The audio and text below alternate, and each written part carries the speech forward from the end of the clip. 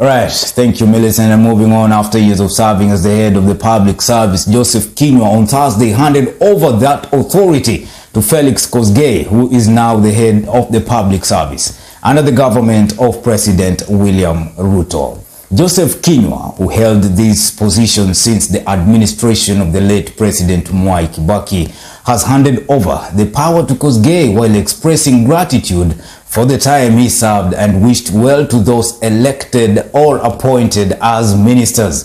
Speaking after delivering the speech, President William Ruto described Kinyua as a dedicated public servant and as leading the transition process in parallel. Reader Kering Chebet with that story.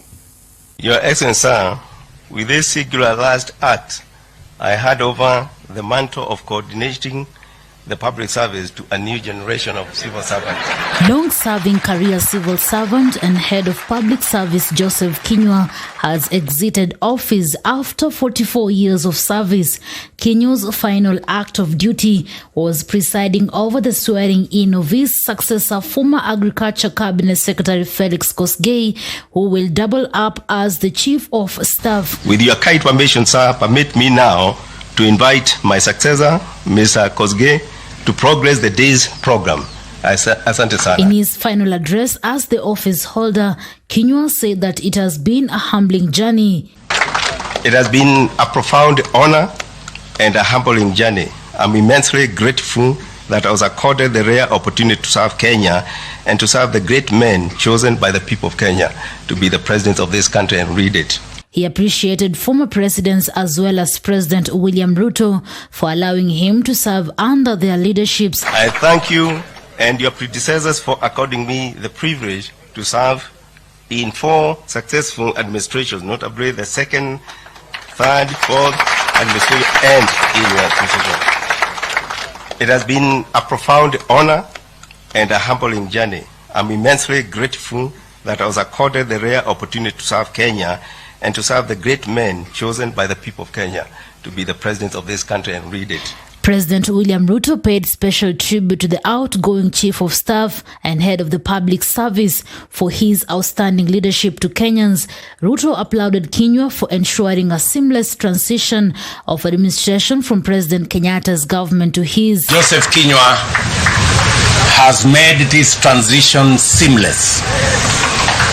And I want to congratulate Joseph. He has worked with me to make sure that Kenya gives an example of what a transition looks like. There was an election in Kenya. There was no coup. And because there was an election, it was a baton to be handed over from one team to another. And I want to thank Joseph Kinyua for making sure that there was a seamless working together between the cabinet that was there and the new cabinet and the old. I also want to congratulate the old cabinet because they worked with me to facilitate whatever it was that we needed to do, and they have done so up to today. Outgoing Treasury CS Kuriatani has given himself a pat on the back, saying he leaves the docket knowing he did a good job.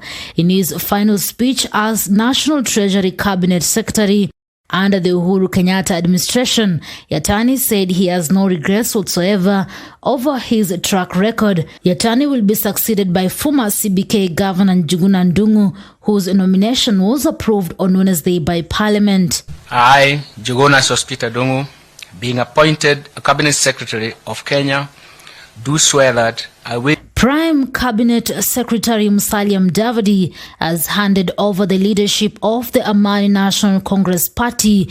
In a notice on Wednesday, ANC said Lamu Governor Issa Timami will take over as its party leader in an acting position. During his vetting for the cabinet position on October 17th, Mudavadi told the Parliamentary Committee on Appointments that he had relinquished his position as the party leader. He has been holding the position since 2015 when he formed the party after leaving the United Democratic Forum Party. I, Kithure Kindiki, Outgoing Cabinet Secretary for Interior Fred Matiang'i has officially handed over office to Kithure Kindiki. In 2019, Uhuru Kenyatta appointed Matiang'i as chairperson of the National Development, Implementation and Communication Cabinet Committee, a position that pundits refer to as Super CS, meaning he was going to be in charge of cabinet secretaries in the Uhuru Kenyatta administration. On his last days in the Interior Ministry docket, Matiang'i has penned an emotional message to his seniors, colleagues, juniors and Kenyans as he exits office. In a letter to the Principal Administrative Secretaries, Inspector General of Police, Director of Criminal Investigations, Permanent Secretaries and Regional Commissioners, Matiang'i narrated his 5 years in office after he took over from the late retired Major General Joseph Nkaiseri on July 17, 2017. Simon Chelugui, EGH, to take Maisha Prime, Maisha Television, I'm Rita Chebet Kering.